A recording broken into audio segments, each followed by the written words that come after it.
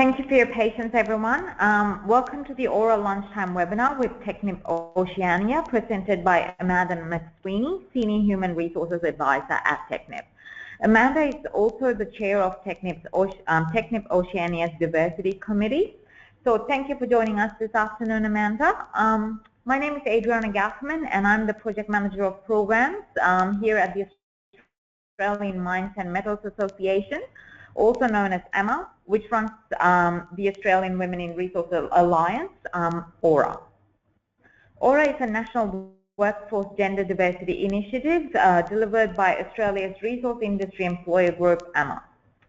AWRA's overarching goal is to see women's workforce participation in the resources, allied and related construction sectors increase, thus building a diverse mix of skills required to drive productivity and innovation. AWRA is pursuing this objective through developing support and guidance materials and by facilitating programs that help employers attract, retain and develop female talent. These include the AWRA Recognized Program, Gender Diversity Capability Workshops, a toolkit of way forward guides, specialist webinars like this one today. AWRA also provides individual support to women working across Australia's vast resource industry in both professional and corporate roles and those out in the field through the AWRA e-mentoring program.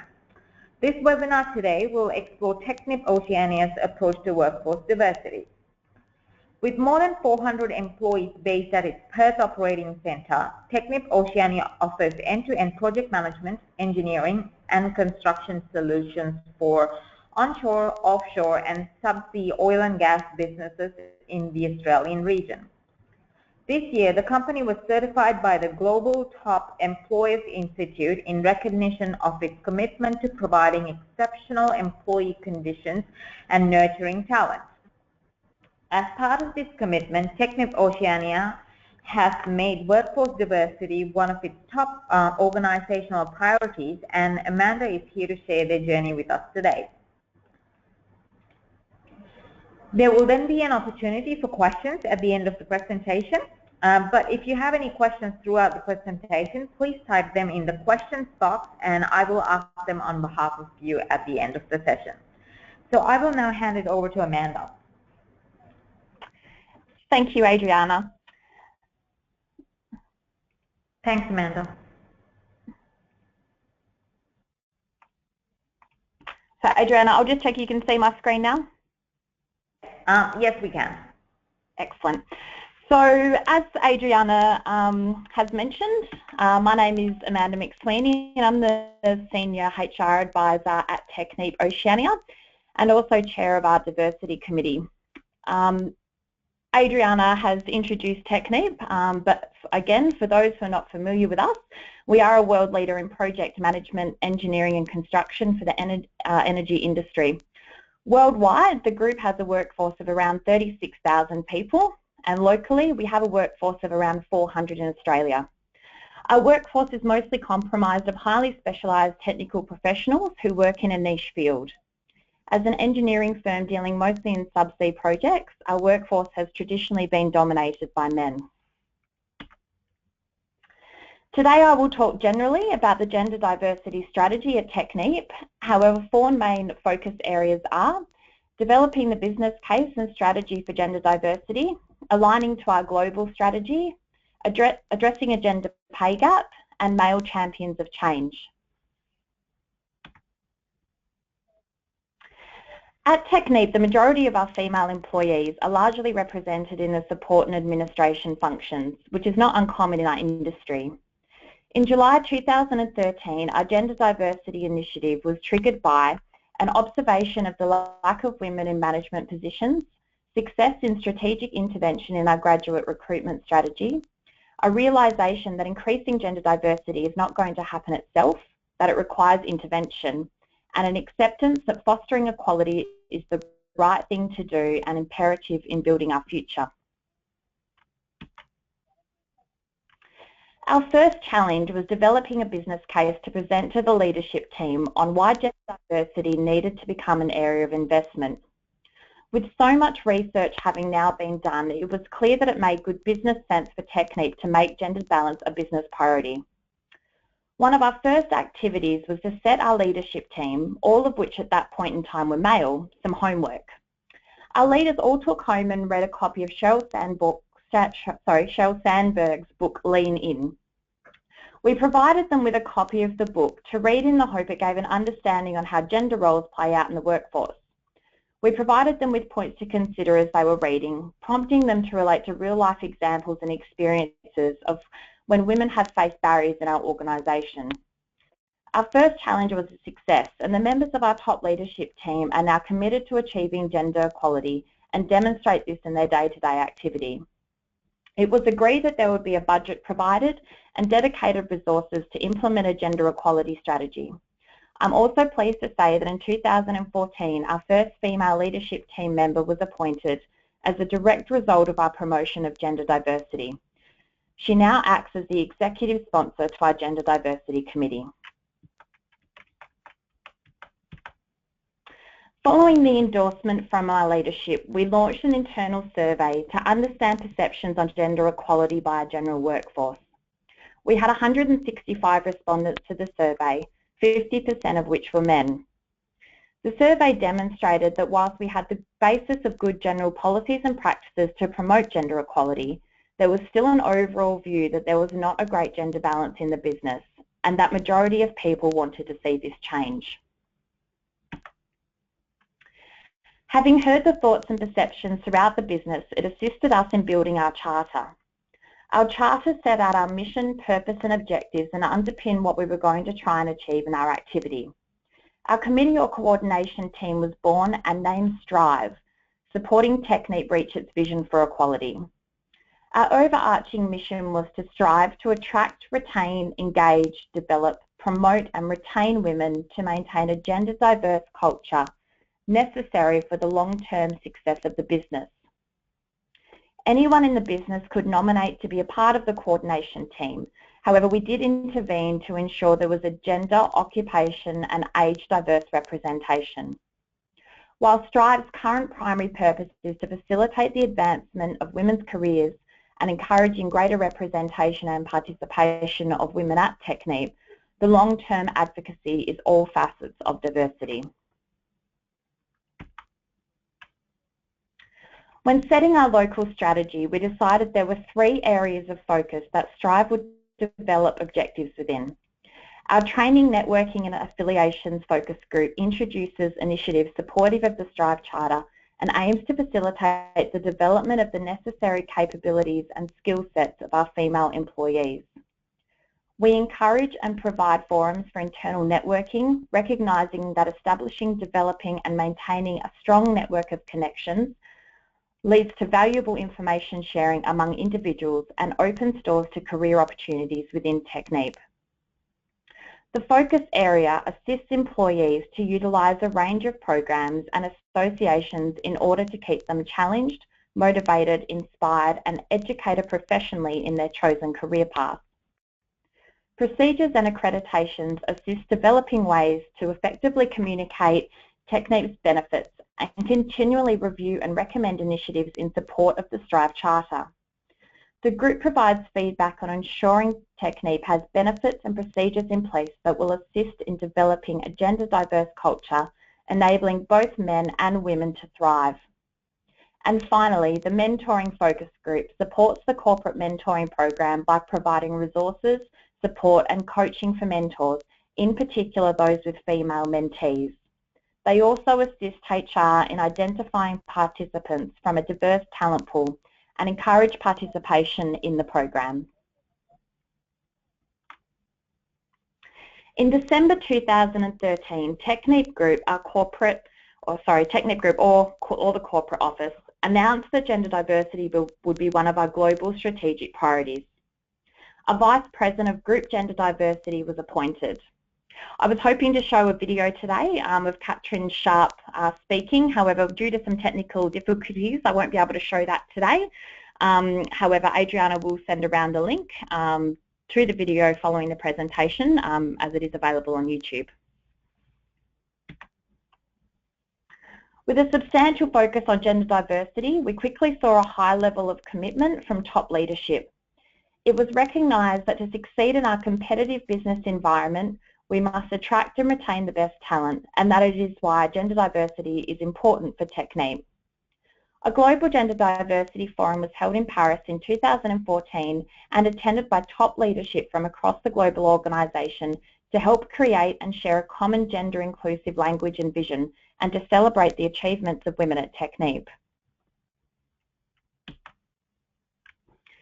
Gender diversity cannot be HR's job alone, and this was reflected in the structure of the group governance framework which was put in place.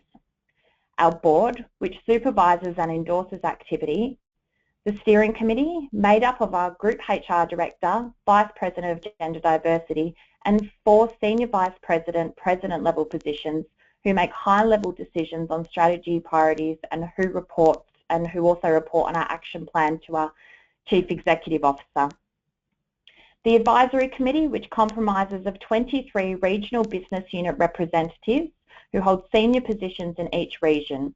They provide ideas and direction to the steering committee based on regional activity. And then the Human Resources Group Gender Diversity Network that comprises of 9 regional HR representatives who meet monthly via teleconference to share best practice, initiatives and strategies for other regions to learn from and leverage. I represent Australia in this network. In 2014, the global strategy for gender diversity was set with 3 key areas of activity.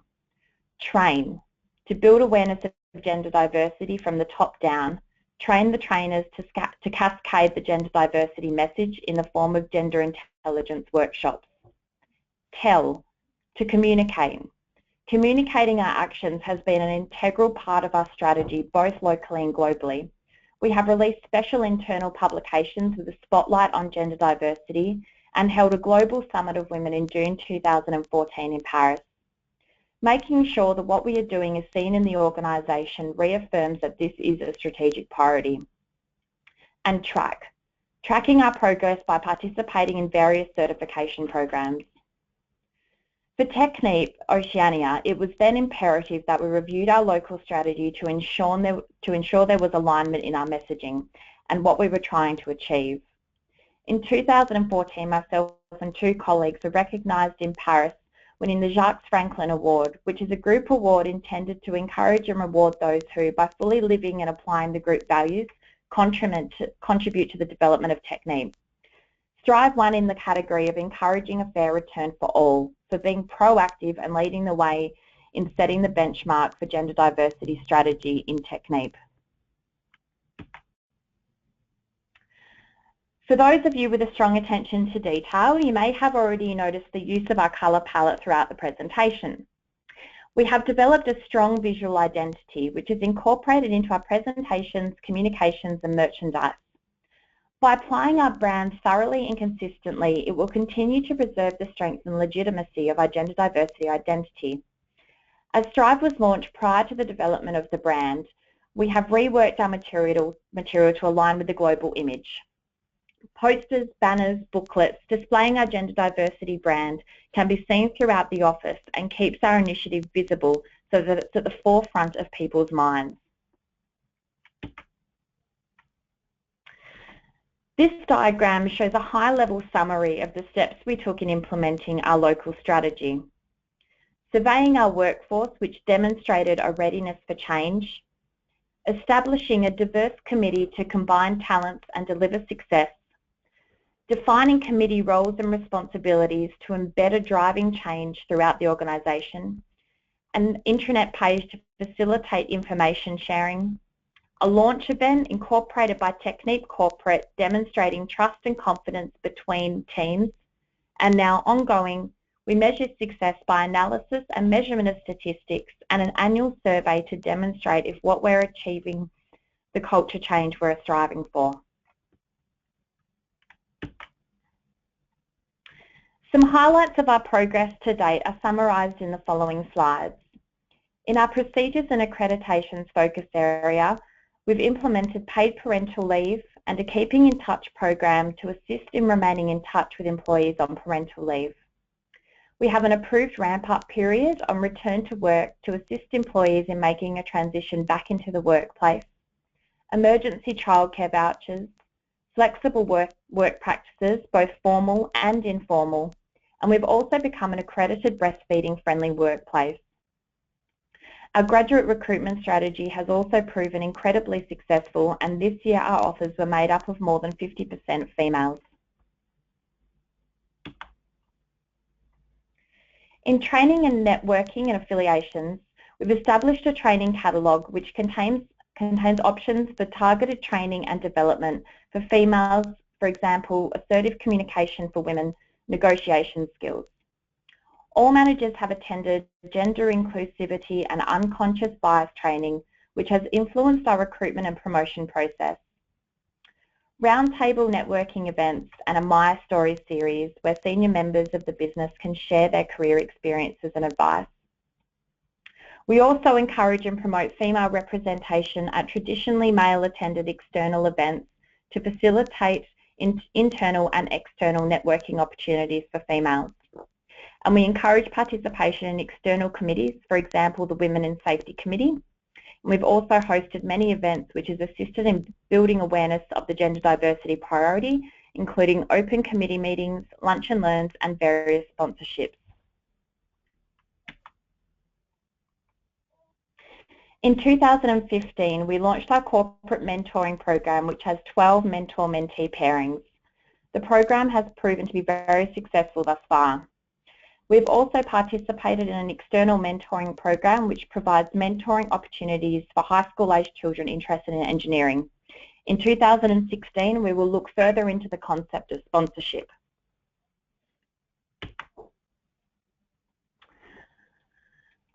The Workplace Gender Equality Agency describes that the national gender pay gap is influenced by a number of factors, including occupational segregation. We found this to be very true at Technip, where majority of our females, including those in management positions, occupy support and administration roles, which are typically paid less than our technical roles. For us, it has been important to focus on and assess like-for-like gaps, meaning the pay gaps between women and men undertaking work of equal or comparable value or same pay for same job. In 2014 and 2015, we have conducted gender pay gap assessments on base salaries. In 2016, we will extend this assessment to bonuses and other cash benefits. Our diversity policy, which is published internally, states that this review occurs annually. When assessing same job for same pay, we see minimal gaps, and any gaps that are identified are analysed as to whether they are explainable or unexplainable. We ensure that any identified unexplained gender pay gaps are eliminated. However, we still face the challenge in our industry of increasing the numbers of women in non-traditional roles to close the overall pay gap that exists. One of our STRIVE objectives is to promote engineering as an attractive and inclusive profession for young men and women through involvement with relevant external organisations. We also continue to develop our recruitment and promotion practices to, in time, hopefully see a more equal balance of gender in more technical or senior roles. Early into our gender diversity journey, we realised the importance of bringing men into the conversation. Initially, we faced some trepidation with our initiative, with the general workforce not fully understanding why gender diversity was a business issue and not a women's issue. The discussion in the corridors was that a focus on gender diversity would cause promotion bias and disadvantage male careers. To assist in driving cultural change, in 2015 we have established our Male Champions of Change Committee.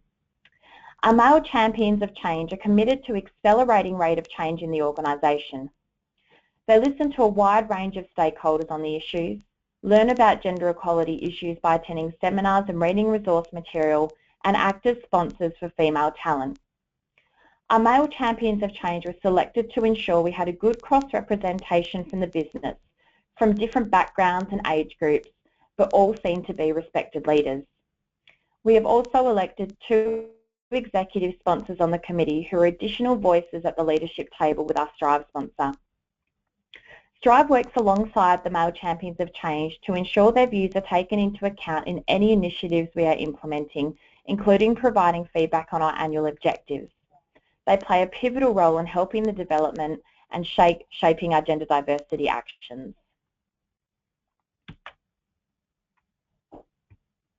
At Technip Oceania, now that we've started to see a cultural shift on the importance of gender diversity, our next focus will be on setting some soft targets. To date, we have made a conscious decision to not set measures and targets while we worked on building awareness on the issue. But now we need to start forming accountability. Ensuring there is a diverse candidate pool when recruiting externally is one issue. However, we also need to focus on promoting from within to increase representation of females in leadership roles. At Technip, we review the percentage of females that occupy our top talent or high-performing population, which is an annual process. Whilst we don't expect to see a 50-50 representation of males and females, we do aim to have a target gender composition relative to the number of men and women in the organisation. Succession planning is an important process at Technip, and a review is undertaken for management and critical positions annually. Since last year, we have taken the gender dimension into consideration for key leadership positions. If no female is identified in the succession plan, we will identify the closest female able to take the position, which prompts targeted development. We are facing challenging times in the oil and gas industry, with many organisations facing significant reduction in the workforce numbers. We need to continue to make gender diversity a priority and ensure we review retention strategies with a gender diverse lens. Whilst I feel that we have made significant progress in our journey and have had many wins, there have certainly been some lessons learnt along the way. Bring men into the conversation early. Many men are unaware of the issues facing women or the unconscious biases that they may possess. With males holding the majority of management positions in our company, the training we have run on unconscious bias has been incredibly successful, and the term is now frequently heard being used in both formal and informal discussion. Our Male Champions of Change are early into their journey. However, we see the ways in which they contribute can have a significant impact on influencing change and action. Engage with employees and assess the specific needs of the workforce when developing policies and practices that impact gender equality. Flexible work arrangements is a good example of this. Designing a menu of flexible work options based on specific needs of employees will assist in securing the uptake and promotion of return to work following parental leave. We still face issues with some managers not supporting flexible work for some positions in the organisation. It's important that top leadership actively promote flexible working and act as role models. Next year, we intend to develop some internal training to managers on how they can create successful and productive flexible work arrangements. The Workplace Gender Equality Agency has developed some good resource material and toolkits on this topic. It's also important to try and build a culture that values output and not face time. Leadership should include gender diversity as one of their strategic objectives early on. And whilst we don't intend to make gender equality form part of managers' performance measures, it's important that management are visibly committed and encouraging the promotion of gender equity and the areas of intervention that surround the issue. The strategy needs to be led from the top down. So that concludes my formal presentation. I'd like to open it up to everybody if they have any questions. Thank you for that, Amanda. We've actually already got a couple of questions that have come our way. So just to get the discussion started, I will unmute Val Matson from St. Barbara just so she could ask you her question. Give me a second. Val, can you hear us? Val? Looks like we're having some issues again. So what I might do is, Amanda, ask you the questions on behalf of Val. So, sure. So the first question is, does the ramp-up period take the form of a special onboarding? What specific things are included? So the ramp-up period we have at Technip means that there's an automatic option for employees to return to work 2 days per week when they are returning to work. So They don't need to enter into a formal flexible work arrangement to do that. It's something that's contained within our policy. We have found it to be successful because people appreciate that, coming back to work, whether that be part-time or full-time, it still takes some time to adjust. So therefore, there's that automatic provision to return for 2 days, and that's for 3 months. Thanks for that, Amanda. The next question is also from Val. She's asked, is unconscious bias training conducted online or face-to-face? Do you use an off-the-shelf product or your own program? So we conduct the training face-to-face. We have combined it with a recruitment as a quality process training. So that helps us, basically we're looking at our audience as managers within the organisation, and we do intend to run a session by the end of the year which is aimed to the broader team, so all staff within Technip, and that will be a condensed lunch and learn version. Group had engaged an external provider to build the material. However, when we reviewed it locally, we found there was some, cultural differences in the material, so we actually reworked it and made it more appropriate for local use. Thank you, Amanda. The next question is from Catherine Milner from Impact. Did Technip use a consultant to do their unconscious bias training, or did they develop their training internally? Yeah, so as I said before, it was a little bit of both. There was an external company, they're an American-based association that developed the training, but because it didn't sit culturally as well as we would have liked, then we developed many of the slides in-house and adjusted the material to make it more appropriate, and then we delivered it ourselves. Thank you, Amanda. Looks like Rebecca Alexander from Hitachi Construction Machinery Australia also has a question. I will just unmute her and she would be able to ask the question from you. Rebecca, can you hear us? I can hear you, but I haven't asked the question yet. Oh, okay. There was a hand up, funnily enough. Well, do you have a question? Well, I actually was just wondering if you're sort of the chair for the committee for the Team for Australia, how many people are you getting involved in the project from the beginning versus now where it's actually being rolled out? So I think the way in which, having spoken to several organisations, the way in which we've set up our, women's network, you can call it, is we actually don't invite people to join and be part of it. So we have our committee that initially started with 9 people, and within that charter document I showed, we defined the roles and responsibilities of what everybody would do on the committee.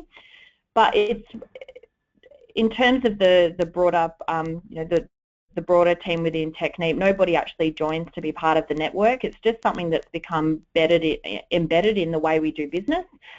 Because we've made sure we're communicating on what we're doing. Everybody knows about Strive, and everybody knows that it's that it is a priority in the business.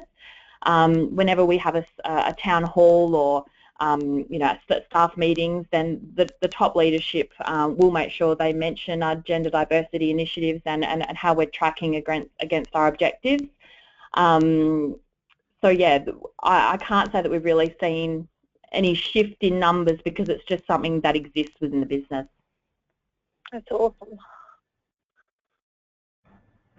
Thank you, Rebecca and Amanda. Rebecca, I'll just pop you back on mute. And I was just wondering, considering we still have about 20 more minutes of our allocated time, if anyone else from the audience has any questions for Amanda today, please raise that hand icon or type your questions in the chat box, and I'd be happy to ask them on behalf of you.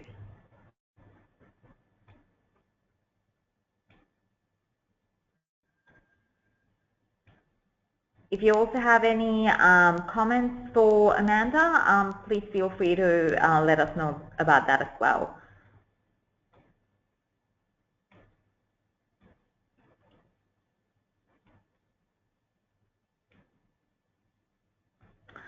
Yeah, We do have another question, Amanda.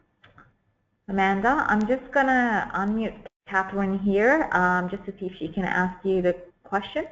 So again, Catherine Dawes from Impex has the question. Catherine, are you able to ask that question from Amanda? Yep, can you hear me okay? Hi, Catherine. Hi, Amanda. Really interesting presentation, thank you for that. The question I had was really interesting about that ramp up and getting that kind of rule introduced into your organisation. How did you sort of get your senior leaders across the line with 3 months of automatically going to part-time work? I think it's brilliant. I'm just wondering how you overcame potential barriers there. Good question. We didn't face a lot of a lot of barriers, to be honest. Obviously leadership is completely on board with our gender diversity initiative. So we incorporated it into our parental leave policy, and I guess, to be honest, not everybody takes up the 2-day return to work period, because obviously people are only going to be paid for 2 days a week if that's how much they return. So we do see quite a mixture in people returning and doing their ramp up period, and it doesn't have to be for 3 months. So people may choose to do that for, say, 3-4 weeks and then move into a formal flexible work arrangement where they've reduced their hours to 3 days per week. So because I think there is that flexibility in the policy, it wasn't as tough getting it across the line with leadership. Okay. I hope that answers your question. Yeah, no, that's good. Thank you. Thank you for that, Catherine, and thanks, Amanda. We've got some comments from Catherine Milliner from Impex about the program. Catherine, I'll just unmute you so you can say to Amanda yourself. Hello, can you hear me? Yes, hello. You've got the two Catherines from Impex, but I'm in Perth and the other one's in Darwin, so we're truly national. I just wanted to say congratulations on your program. It looks fabulous, and very structured. So I'm jealous, but well done. Thank you very much. It's certainly taken a lot of work, and obviously we started in 2013, and I still think we do have a way to go to really start to see these significant changes in numbers. But I think we're on the right journey. Well done. Thank you. Thank you, ladies. Looks like Rebecca has another question, or the hand has been raised at least. I'll just unmute her again just to see if there are any questions. Oh, it looks like she's actually been disconnected. So maybe we might just move on to Meryl Bia just to see if Meryl has any questions. Meryl, you can ask Amanda your questions now. Okay, Amanda, I was just wondering what process you went through to establish those committees that your steering committee and advisory committee. How did you go about selecting those or getting those people to get on to those committees? Sure.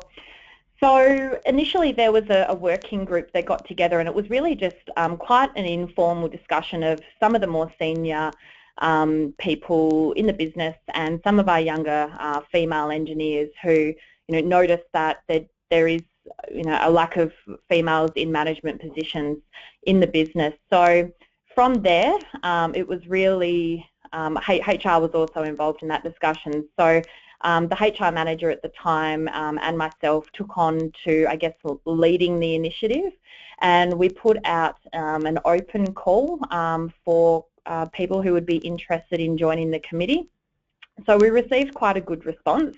Obviously we needed to, whilst we hadn't exactly established the charter or the mission or exactly what this was going to look like, we were able to put a framework in place so that people, I guess, understood what we were trying to achieve. So from there we had numerous nominations to be part of the committee, and then both myself and the HR manager, we reviewed who we'd like to lead up the focus area groups, and it was really important to us that we did have a good mix of people. So we needed to have male and females on the committee.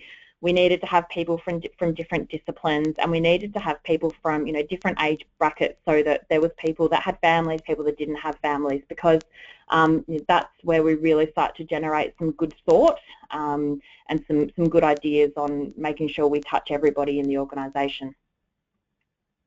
I hope that answered your question. Yeah. It did. Thank you. Thank you, ladies.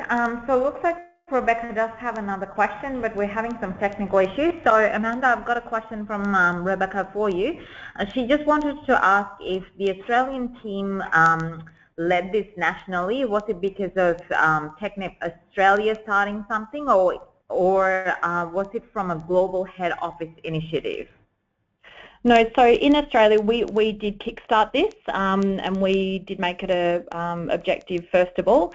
Group followed, or Technip group followed shortly after, I'd say probably 6 months, and that's when it was set as a global strategic priority. So that's why in 2014 we were recognised by corporate for really, you know, being proactive in gender diversity in Australia, and for really setting the benchmark on what the group wanted to achieve. Thank you for answering that, Amanda, and Rebecca says thanks as well. Just wondering if anyone else has any questions for Amanda this afternoon. We still have about 10 more minutes to go till the end of the webinar today.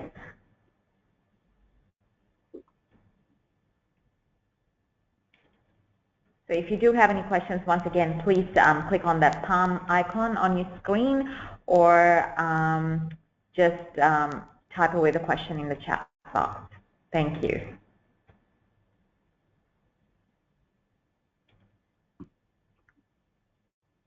Okay, it looks like, oh, yeah, we do have another question. Yes, Rebecca, we will send out a copy of today's slides. I was actually going to talk about that a bit later on today. So if we don't have any questions, I might just go on to talking about how the slides will be distributed today. Thanks again for that question, both Rebecca Alexander and Rebecca Warren. So again, once again, thank you, Amanda, for sharing Technip's journey with us today. The work that Strive is doing seems remarkable, and we look forward to hearing more about further developments in the future. I'd also like to thank you, the audience, for your continued support and a very interactive discussion with Amanda on Technip's journey today, and of course your continued support for AWRA throughout 2015. I'm really excited to let you know that all recordings and slides from our today's webinar, as well as our previous webinars, are now available to all AWRA members. So all you have to do is, if you're interested in accessing the slides, please get in touch with us, or send AWRA an email. I'll just put our contact details up on this screen now, so you can have a look at our contact details and get in touch with us and request for those slides. So if you just email awra@amra.org.au asking for those access details to our secure portal, you'll be able to get access to Technip's webinar and slides, as well as our previous, all of our previous webinars and slides. One last thing is just letting you know about our next webinar, which will actually be held in February 2016. So this is the last webinar for the year, as you would have seen in our invitations and alerts. And our February 2016 webinar will be with Fastad Shipping.